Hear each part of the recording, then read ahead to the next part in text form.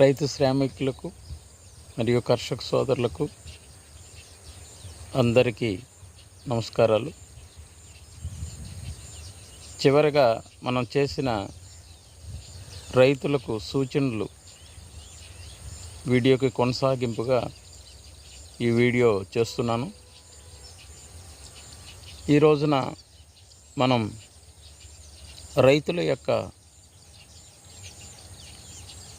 నష్టాలు ఏ విధంగా తగ్గించుకోవాలి, ఏ విధంగా దాన్ని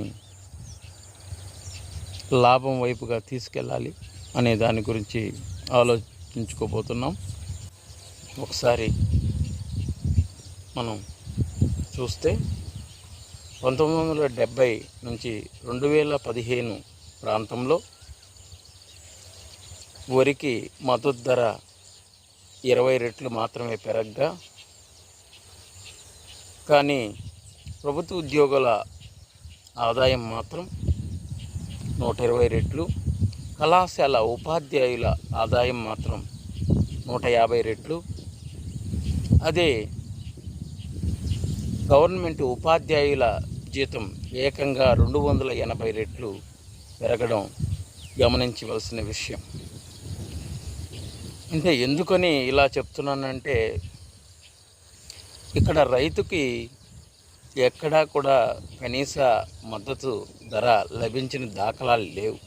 కనుక రైతులే ముందుకొచ్చి తాము వ్యవసాయంలో పెట్టుబడిని తగ్గించి తద్వారా ఉత్పత్తిని పెంచి ఆ ఉత్పత్తిని మార్కెట్కి సరాసరి అమ్మకుండా తామే మిల్లులకి తరలించి దాన్ని ప్రాసెస్ చేసి వారే కనుక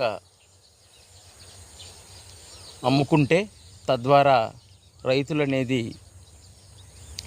లాభంగా పొందే అవకాశం ఉంది.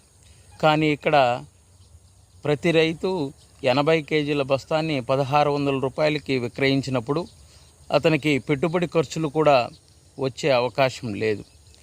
కనుక ఎప్పుడైతే 80 కేజీల బస్తాన్ని మిల్లుకు తరలించి ఏదో కొంత వెచ్చించి ప్రాసెస్ చేసి బ్యాగుల రూపంలో చేసినట్లయితే ఆ 3200 రూపాయలని మనం పొందేదానికి వీలుంది. కనుక ఈ విధంగా అందరూ చేసేదానికి ప్రయత్నించాలి. Thank you.